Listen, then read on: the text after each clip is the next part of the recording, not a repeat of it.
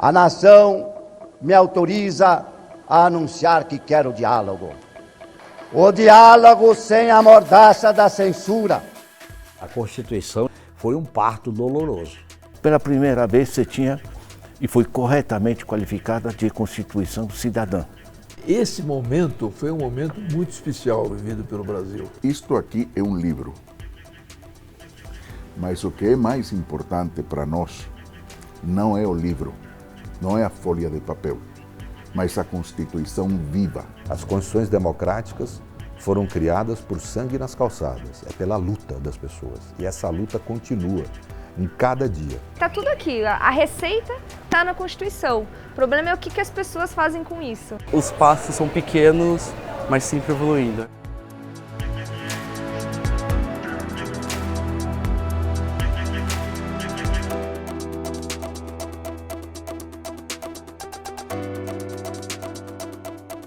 A Revolução Francesa, Americana e Inglesa trazia como cidadão apenas o homem branco dotado de patrimônio ou renda. Os trabalhadores não exerciam plenamente sua cidadania, as mulheres, os negros, né?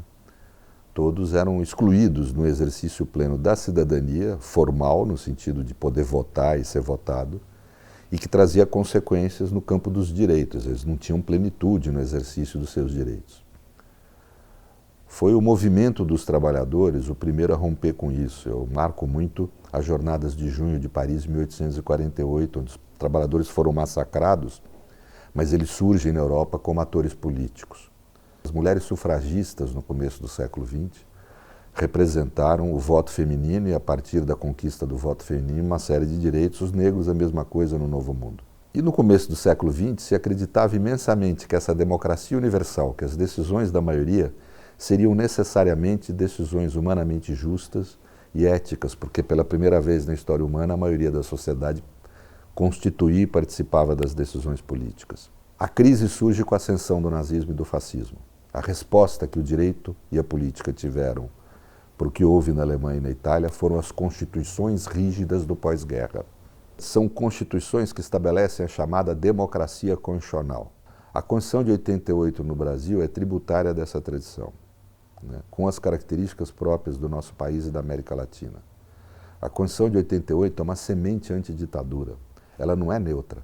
Ela é uma Constituição que visa claramente evitar que volte a ocorrer no Brasil um sistema autoritário. E mais do que isso, é uma Constituição que garante no mundo talvez a mais completa lista de direitos expressos numa Constituição. Nós tínhamos uma plena certeza de que era preciso urgentemente você revogar o que se chamava à época de todo o entulho autoritário, né, que essa ditadura e esses ditadores impuseram ao país. O presidente da República poderá decretar o recesso do Congresso Nacional, das Assembleias Legislativas e das Câmaras de Vereadores por ato complementar em estado de sítio ou fora dele, só voltando os mesmos a funcionar quando convocados pelo presidente da República. Eu fui julgada por tribunais militares sem qualquer direito a habeas corpus, a um julgamento decente. Na realidade, eu fui sequestrada há quase 3 anos. Né? O Brasil estava numa situação de depressão política.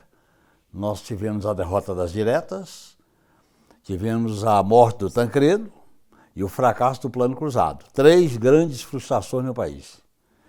De uma certa maneira, a Constituinte era uma espécie de caudal. O grupo que se organizou aqui, a primeira coisa que ele fez, a primeira atividade que ele fez, foi de garantir que a Constituinte fosse feita, fosse composta por pessoas que não fossem candidatos a deputados.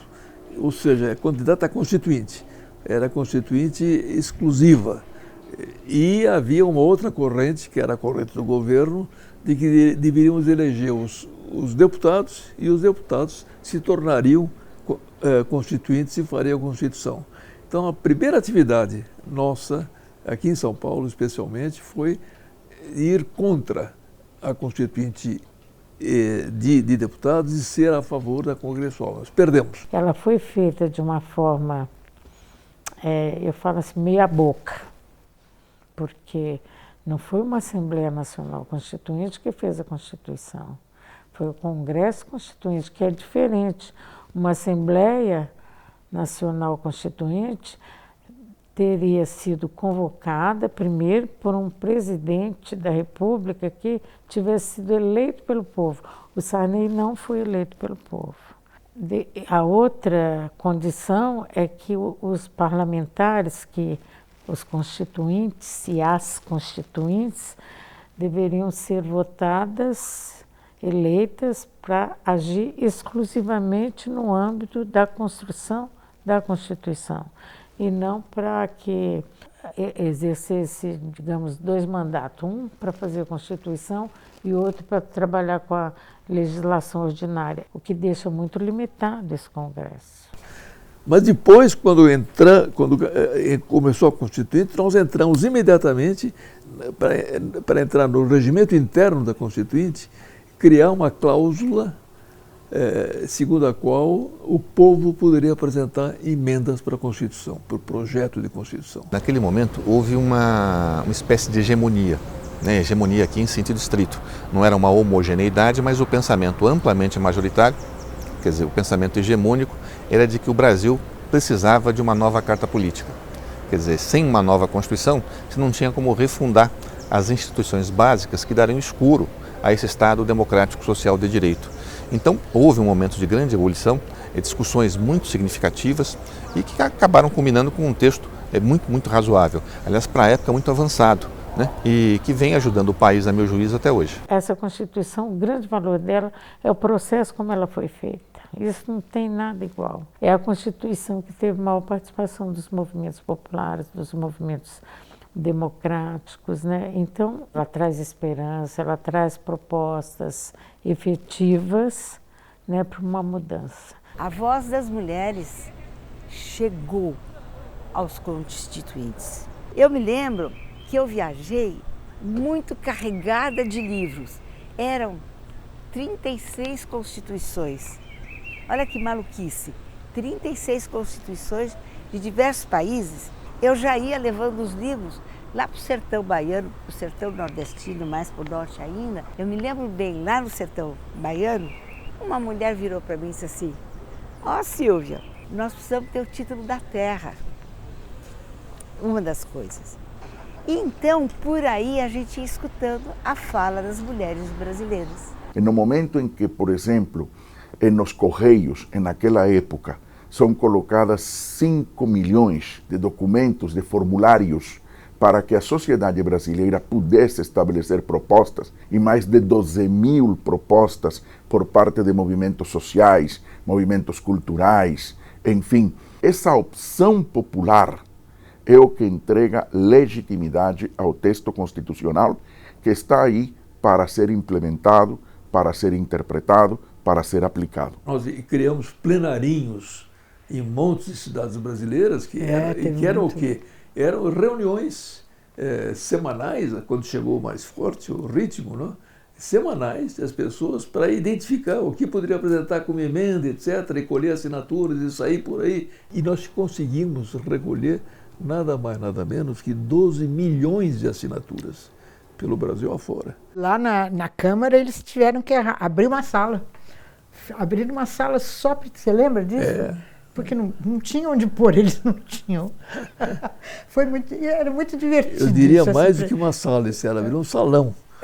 Que a Constituição cidadã seja cidadã. A Constituição vai ampliar os horizontes da cidadania no país. O doutor Ulisses foi o símbolo da necessidade de estabelecer uma nova Constituição como um marco democrático, uma semente antiditadura e em favor da cidadania, dos direitos do cidadão de forma universal.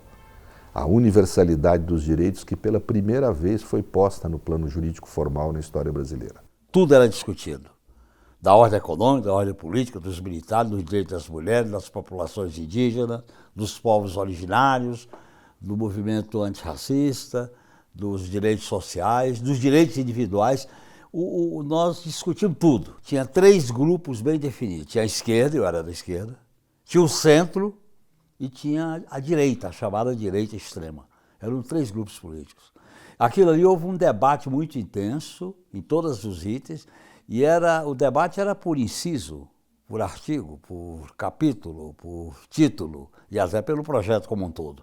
A população acompanhava tudo. Tinha o Diário da Constituinte, que era transmitido todo dia às 8 horas da noite, pelos canais abertos. A Constituinte chega a você diariamente, mas você também pode chegar à Constituinte, enviando sugestões suas ou através de seu sindicato, entidade de classe, associações de moradores. Você também tem competência e responsabilidade pela elaboração da Constituição. Você também tem função constituinte. Foi uma época que o Brasil se reconheceu. Foi a época que Brasília recebeu o povo brasileiro. Todas as categorias. Um dia entrava o pessoal da sandália havaiana, um dia entrava o pessoal do paletó e gravata, um dia entrava o pessoal da Febraban, outro dia entrava o pessoal dos trabalhadores, um dia entrava o DR. A tribuna era ocupada pelo... Nunca esqueça aquela fotografia do Krenar, Ayrton Krenar, quando ele foi falado defendendo os povos originários e pintando a cara de pretos. Os senhores não poderão ficar omissos, os senhores não terão como ficar alheios a mais essa agressão movida pelo poder econômico, pela ganância, pela ignorância do que significa ser um povo indígena. Cada rodada de negociação produziu um projeto de Constituição. Aqui foi o primeiro, esse aqui foi o segundo B, esse aqui foi o C, terceiro, quarto, redação final. Aí vem, ó, esse aqui foi o substitutivo do redator. Esse aqui é o que virou a Constituição. Agora, cada projeto desse era fruto de uma disputa pesada. É o momento dos dirigentes sindicais começarem a conversar com os constituintes, a pressionar e a exigir dos constituintes que façam pelo menos a legislação social avançar. Nós só temos duas constituições que têm um capítulo de educação. A Constituição de 46 e depois essa Constituição de 88. Esse capítulo da educação, ele é um capítulo muito importante. Não só porque levanta a concepção, não é, de uma educação democrática, amplamente inclusiva, como defende a educação pública. É um capítulo que coloca a educação como um direito universal, como obrigação do Estado. Então, consolida a educação pública. Não foi fácil. Na Constituinte foi formado um bloco chamado Centrão, que queria acabar com a possibilidade de um sistema público de educação no Brasil, principalmente a educação pública superior. E nós, que lutávamos por uma Constituição democrática, de fortalecimento da educação pública, formamos uma frente chamada Fórum em Defesa da Educação da Escola Pública no Brasil. Filho não é só da mãe. A campanha nossa de defesa dos direitos sociais, direito à ampliação da licença maternidade para 120 dias e o direito à licença paternidade. Isso aí era totalmente novo. Hoje, por exemplo, uma pessoa que não consegue atendimento médico, ela entra com uma ação e obtém uma liminar, e por meio desta liminar tem o seu atendimento porque a Constituição, em 88, garantiu o direito à saúde. Por quê? O que se quis aqui, na verdade, não foi só a formação de um Estado democrático de direito, mas a formação de um Estado democrático social de direito. Houve embates memoráveis na Constituinte, embates físicos, quebra de microfone, havia de tudo, tudo você encontrou na Constituinte. Eram uns embates democráticos. Esses embates eram radicais no plenário e nas comissões. Depois que acabava, a gente não era inimigo, a gente era adversário. Um país ou uma sociedade que vem de um Estado não constitucional começa aos poucos a entender que este texto constitucional veio para ficar, que merece ser defendido, que tem um conjunto de direitos fundamentais, um título segundo riquíssimo, com direitos e garantias fundamentais, que tem um título 8 com uma ordem social no qual se consagram direitos como a educação, que cria o Sistema Único de Saúde, que cria o SUS, que concede direitos como assistência social, a previdência social, enfim, que trata dos indígenas, né? Ou seja, é um texto particularmente muito rico, um texto especialmente importante. Foi uma coisa muito curiosa, né? Porque, inclusive, os setores mais progressistas, hoje poderia até se dizer mais radicais, votaram contra essa Constituição, né? E hoje são seus principais defensores. Essa é a coisa curiosa. Mas, de qualquer maneira, foi uma oportunidade de você resgatar dívidas que foram colocadas durante a época da ditadura, dívida social. É claro que não resolveu os problemas da sociedade brasileira, mas pelo menos tornou um pouquinho, o país se tornou um pouco menos desigual, né? E mais fundado em direitos. Para mim, ela é um projeto que teve avanços, teve limitações, até porque quando o PT assinou e votou contra, é porque destacou as limitações, né? Em relação às questões, às cláusulas de propriedade, sobre a tutela militar, papel das Forças Armadas, sobre o sistema de justiça, sobre os meios de comunicação, sobre o fato da tortura não ter sido criminalizado como crime imprescritível. A tortura, ela intimida a sociedade. E isto é grave, né? Nós temos uma sociedade racista, sexista, uma sociedade violenta nos dias de hoje. Esta Constituição é uma Constituição de vida agitada.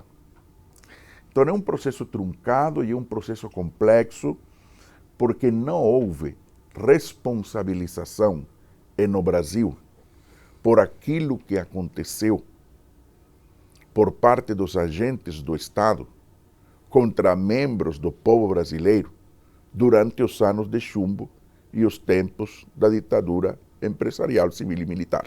A meu ver, o fato de que não tenha existido essa responsabilização permite que essa ferida continue aberta e que existam ainda setores dentro daqueles que apoiaram aquela ditadura, pensem que neste momento continuam tendo possibilidades de atentar contra a Constituição de maneira impune. A Carta dos Direitos, a Constituição do país. No ponto de vista econômico, nem tanto. Do ponto de vista institucional, nem tanto, porque o sistema de justiça não foi alterado, a tutela militar não foi eliminada e os meios de comunicação não foram democratizados e as cláusulas de propriedade também não foram profundamente alteradas. Nós nos vamos.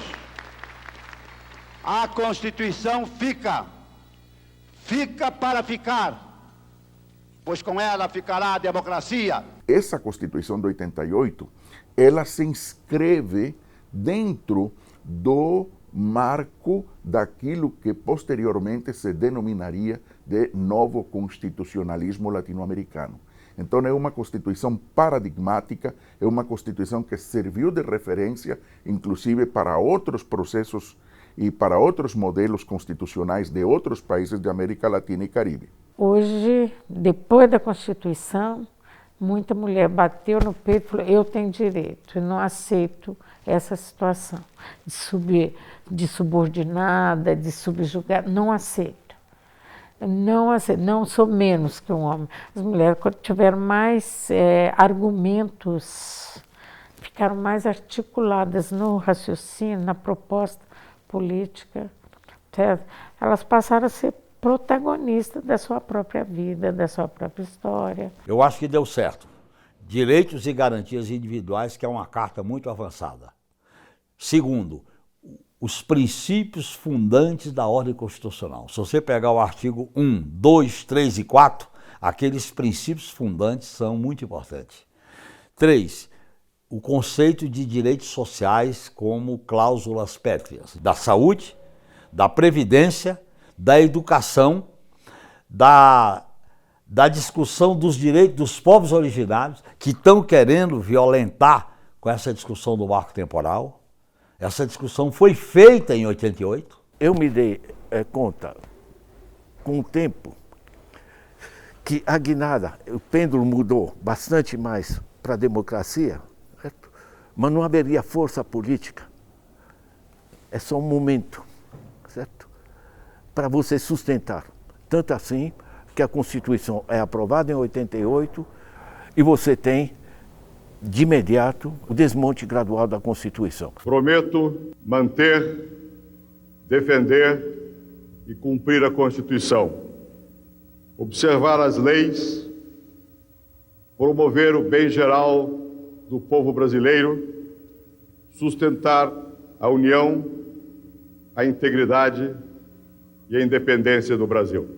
Uma Constituição, ela se presume eterna, mas ela não é imutável. A Constituição brasileira é uma Constituição rígida. É uma Constituição que, para seu processo de alteração, requer de uma série de mecanismos, em termos de quórum, em termos de iniciativa, em termos de discussões. Isso não é sinônimo de que existam, digamos, grandes problemas para, quando há consensos políticos, colocar uma emenda à Constituição. Eu enfrentei algumas emendas constitucionais que tiraram parte central da Constituinte, que foi as emendas da ordem econômica do governo FHC. Em 95 se cria a taxa Selic, que é um primeiro desmonte da Constituição. Com a taxa Selic, que na época paga 24,5%, 24,5%, quando no resto do mundo a taxa Selic é na ordem de 1%, 0,5% ou até negativa. Em vez do governo usar esse dinheiro dos nossos impostos para investir, ele repassa para os grupos financeiros. Simultaneamente, você tem uma outra lei que quebra o espírito da Constituição, que é a Lei Candir. Certo? A Lei Candir isenta de impostos a produção para exportação de bens primários e semiprimários. Ou seja, o conjunto do agro, a Vale que privatizam, deixam de pagar imposto. Você, em 95 ainda, aprova a isenção de impostos sobre lucros e dividendos distribuídos, que é a forma de obter lucro de todos os grandes grupos financeiros. O pessoal que está junto com o Fernando Henrique Cardoso não quer estabilidade nesse país, até porque foram eles que criaram todos os planos e foram eles que derrotaram todos os planos. Em 97, se passa outra lei que autoriza as empresas, as corporações, a financiar campanhas políticas. Isso é uma violação do artigo 1 da Constituição, da cláusula pétrea, que diz todo o poder emana do povo. Certo? Não está escrito todo o poder emana da corporação. Nós sabemos a disputa que é. A aprovação do Fundeb permanente, que nós tivemos que aprovar agora, né, no período do desgoverno, né, foi uma batalha. As trabalhadoras domésticas não tiveram os mesmos direitos das trabalhadoras outras, rurais e urbanas. Você vê como é que a nossa luta é difícil. Elas vão conseguir essa igualdade em 2013, com uma emenda constitucional. 2013, no governo da Dilma Rousseff. Esses direitos que foram concedidos vai dar, de fato, uma cidadania, uma condição de vida muito melhor para nossas empregadas e empregados no serviço doméstico. Não há dúvida disso. Muito embora a Constituição tenha sido atacada, tenha sido agredida, o neoliberalismo ingressa no Brasil e desconstrói muitas das opções constitucionais em termos econômicos, muitos dos ataques que foram feitos contra as garantias constitucionais das pessoas no processo. Muito embora isso, a verdade é que também há questões extremamente positivas. Ela é ampla em direitos, garantias, liberdades, mas às vezes o que eu sinto é que a forma como se estruturou, né, na prática, a execução e a concretização dessas garantias e direitos é falha. Agora, se a gente pegasse o texto da Constituição, o artigo 5º, o artigo 6º, o artigo 7º da Constituição, e se comprometesse com esses artigos, a nossa democracia seria a mais linda do mundo. A Constituição não é obra de oráculos, de intelectuais, de sábios, de filósofos. Ela é obra dos representantes do povo que se reúnem na Assembleia e quebra o pau. Os direitos que a Constituição estabelece não surgiram do nada e nem foram concessão das elites por textos jurídicos. Elas foram conquistadas pelo sangue na calçada dos nossos antepassados. Significou dor, sofrimento, muitas vezes a morte de milhares de pessoas dos nossos antepassados para poder construir esse tesouro que são os direitos. Mas a Constituição também tem inimigos. Tem aqueles que não querem se sujeitar, nem pretendem se sujeitar às regras do jogo.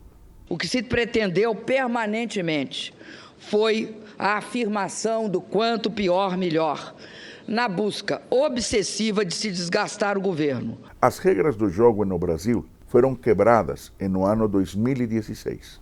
Quando elas se quebram, há um setor que é aquele que protagoniza essa quebra, que se coloca à margem da Constituição. E esses setores demonstraram seu compromisso com algo que é extremamente contrário à Constituição. Eu acreditei que o parlamento, a Constituição de 88, as experiências de governos, como o do Fernando Henrique Cardoso, depois do Lula, da Dilma, eu achei que a democracia estava se consolidando. Para mim, eu fiquei muito abalado com os processos judiciais que feriram a Constituição e eu fui vítima, e fiquei muito abalado com o golpe de 2016. Imaginar uma liderança política como o inominável virar presidente da República, que eu conhecia dos embates parlamentares. Aquilo ali, para mim, foi uma lição de que a democracia é uma construção permanente. Esse momento não tem preço. Isso só está sendo possível porque Deus preservou a minha vida. Nós tivemos aí nos últimos 4 anos uma destruição da educação pública, um ataque à educação inclusiva, um ataque à educação democrática. Nós tivemos uma destruição do Ministério da Educação, um ataque ao Pacto Federativo, né? E isso aqui está tudo colocado na Constituição brasileira, né? Então, na verdade, nós tivemos um ataque à Constituição brasileira, ao capítulo da educação. No momento em que é promulgada a Constituição de 1988, há uma coincidência histórica com o centenário da abolição. E a narrativa, né, a construção dos movimentos negros nesse período era de que a Constituição era o parágrafo 2º da Lei Áurea, né? Porque a Lei Áurea aboliu a escravidão, enfim, né? Então a Constituição ela tem um peso e tem uma importância para esses movimentos sociais nesse sentido. Agora o Estado precisa garantir direitos, o Estado precisa garantir muito mais do que a abolição da escravidão, a participação, né, da população negra como cidadão ou como sujeito de direitos de fato, né? Isso mostra que o tema ele foi institucionalizado, que ele entrou na agenda, mas a gente tem um longo caminho ainda. A gente tem desafios na aplicação da legislação que criminaliza o racismo, ou seja, a gente está num novo momento, muito diferente do período republicano inteiro, no qual a gente tinha basicamente um vácuo normativo e de políticas públicas, e agora a gente tem o desafio de que essas políticas públicas, elas gerem impacto, né, e elas reduzam desigualdades de uma forma mais célere do que elas têm feito, né, nos últimos 35 anos. O Brasil é um país que é maioria negra, entretanto, nos polos de poder, nos polos de decisão, de maior remuneração, você não vê essa mesma população. Os passos são pequenos, mas sempre evoluindo. Realmente é a força do movimento negro, políticas públicas voltadas justamente para sanar a questão racial. A lei já existe, então não basta só leis, há muito o que caminhar. A Constituição ela é maravilhosa no papel,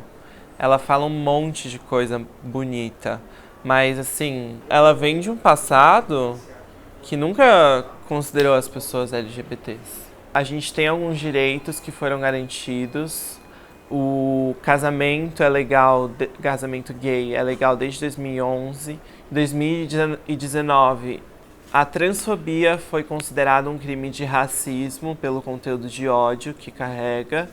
Então é aquela coisa complexa. Ao mesmo tempo que, tipo, por muito muitos períodos não olharam pra gente, a gente vem batalhando, a gente vem conquistando, as pessoas vêm fazendo as coisas. A maior parte da juventude no Brasil hoje vê, infelizmente, a Constituição com um pouco de desesperança, porque a gente percebe que a Constituição ela tem um conteúdo muito importante, né?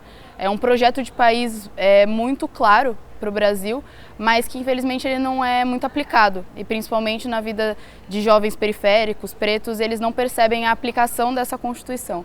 Mas, por outro lado, a juventude organizada do movimento estudantil, a gente, eu acho que enxerga a Constituição com um pouco mais de esperança, né? Entende que muitas vezes o que está escrito ali não está sendo aplicado agora, mas que é muito necessário para a gente estabelecer a luta em cima daquilo que já está escrito. Acho que é importante destacar o espaço onde nós indígenas estamos inseridos. Claro que nós estamos de forma direta, indireta, mesmo subsidiária nos direitos fundamentais, nós estamos na proteção do meio ambiente, mas de forma muito clara, embora utilizando o termo índio, no artigo 231 e 32 da Constituição, nós temos nossos direitos dispostos lá. E aqui é onde está o grande erro interpretativo, uma hermenêutica totalmente exclusivista para nós indígenas, quando diz terras tradicionalmente ocupadas.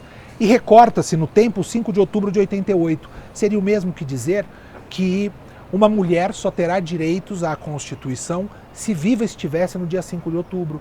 As mulheres posteriores ao 5 de outubro não têm direito a esta Constituição. Seria uma excrescência. Esse é um equívoco interpretativo que não merece atenção e merece um ponto de cuidado quando nós falamos de demarcação de terras indígenas e do artigo 231 da Constituição, que preserva a cultura, ensino e saúde indígena. Vários elementos estão dispostos ali, não somente a questão de terra, que é muito importante, porque a meu juízo, demarcar terra é garantir saúde, é garantir educação e todos os demais direitos básicos, que é esculpido no inciso 3º do artigo 1º da Constituição, que é a dignidade da pessoa humana. A dignidade indígena está em se ligar à sua terra, porque a terra é vista como mãe. É um momento de definições, onde do que se trata é de afastar aqueles que não têm compromisso com a Constituição e avançar de mãos dadas para o cumprimento das intenções constitucionais. Se você tem um governo democrático que tem um projeto de nação democrática, o respeito à Constituição é básico. A Constituição do futuro é a gente que vai fazendo. E aí, só estando organizado. A gente fez muito, mas sim, temos muitos desafios. E aí, nesses desafios, eu queria destacar algumas coisas. Um é o próprio financiamento do SUS. O SUS, desde que foi instituído na Constituição, ele está inscrito, tem muita gente batalhando, construindo esse sistema, mas ele sempre foi um projeto em disputa. A nossa sociedade disputa esse projeto de mundo. Essa disputa tem a ver com quem acredita na saúde como direito mínimo vital, e na saúde como mercadoria. A gente fez uma escolha. Como que nós vamos equacionar um financiamento do sistema que de fato garante esse direito? Eu acho que um outro ponto que é importante é a gente entender que o SUS no Brasil, ele só vai se fazer um projeto adequado na hora que também a gente entender que ele tem que se articular com outras políticas sociais, porque a desigualdade, a pobreza, a miséria, a fome agravam, esses são determinantes sociais que agravam muito as condições de saúde da população. Você não vai administrar o Brasil a partir de Brasília. Certo? A Constituição descentralizou muitos encargos para os municípios, não descentralizou os recursos. Um prefeito hoje no Brasil viaja para Brasília para ver se um deputado amigo lhe dá uma lasca de uma emenda parlamentar. Isso não funciona. Nós temos que reorganizar o país no sentido de um sistema participativo descentralizado. E isso é o problema do chamado tecido social. Se há um tecido social esgarçado, que as pessoas não se encontram, não discutem, não falam, não combinam as coisas, não sai nada. Nós temos que criar dentro do tecido social o máximo possível de grupos de pessoas que discutam, falem e conversem. Houve uma época em que a Igreja Católica, na qual nós somos bastante ligados, tinha as comunidades eclesiais de base, que eram pontos desse tipo, que as pessoas discutiam, Quer dizer, viam que era necessário naquele bairro e trabalhavam em torno disso. Isso está faltando agora. Nós estamos numa sociedade que é pautada por uma profunda injustiça social, e aonde há injustiças sociais graves, como no caso da sociedade brasileira, não se consegue aquele solo comum, aquele common ground que constitui a democracia. Não haverá democracia plena e de fato no Brasil enquanto os direitos não forem, tanto os de liberdade quanto os sociais, não forem plenamente exercidos por todos os brasileiros. A gente está vivendo um tempo que a gente está entendendo que a gente não chega a lugar nenhum sozinho ou sozinha, né? A gente precisou, na história dos movimentos sociais, se construir em coletividade e não em bolha, né? Para entender as nossas pautas. Então, o movimento feminista, o movimento negro, o movimento LGBT, né? O movimento anticapacitista, vários outros movimentos, eles não são guetos, eles são espaços de construção de consciência coletiva e de amparo daqueles grupos. Porém, quando a gente está pensando no nosso território, no nosso país, na política pública, a gente tem que extrapolar esse entendimento e dialogar com esses outros grupos, né? Precisa conseguir olhar e ter empatia e sensibilidade para as pautas uma das outras, uns dos outros, para entender que esse país é plural. Eu percebo que dentro dos direitos humanos, dentro do guarda-chuva dos direitos humanos, os direitos indígenas, eles são sempre secundários, né? O caminho para a gente conseguir, de fato, com que a gente tenha uma nação que respeite e que reconheça esses outros modos de vida e, inclusive, as sabedorias indígenas dentro dos espaços sejam legitimadas, com esse avançar do movimento, com o avançar dos povos indígenas ocupando espaços de poder, o avançar das nossas legislações reconhecendo a existência indígena. Então, eu penso que a gente vai avançando conforme essa presença indígena vai se dando em todos os espaços. Para mim, há uma questão central no Brasil que nós não resolvemos na Constituinte, que é a soberania do povo. E toda vez que o povo tentou exercer a sua soberania, ele foi vetado. Foi vetado no golpe de 64, foi vetado no suicídio do Vargas, foi vetado nas várias tentativas de luta contra a ditadura, foi vetado quando a gente fez um governo de botar o povo no orçamento e houve o golpe, e a gente está nesse embate, dessa encruzilhada, para tirar o veto à soberania popular. Você só é livre quando diz não, não é isso? Então, às vezes você está no seu trampo, lá o seu patrão te humilha, você precisa, tem que pagar aluguel.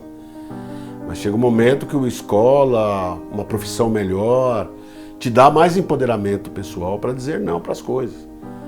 Se for em você, eu não voto, cara. Eu sei que você não é da educação, você não é da cultura, tá ligado? Então, eu acho que nisso que eu falo, no sentido, o conhecimento, ele te dá essa liberdade, essa autoestima de ser quem você quer ser.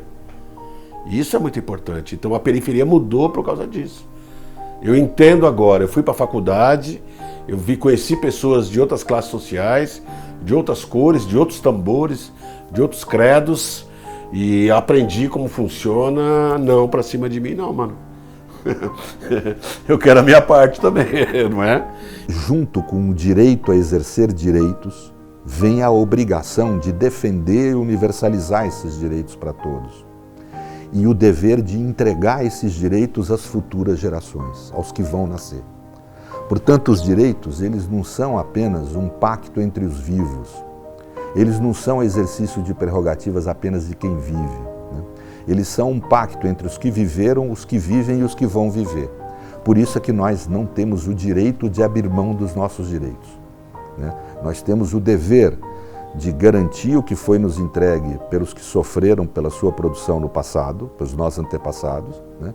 E temos o dever de entregar esses direitos às futuras gerações, de forma mais plena e de forma mais universal.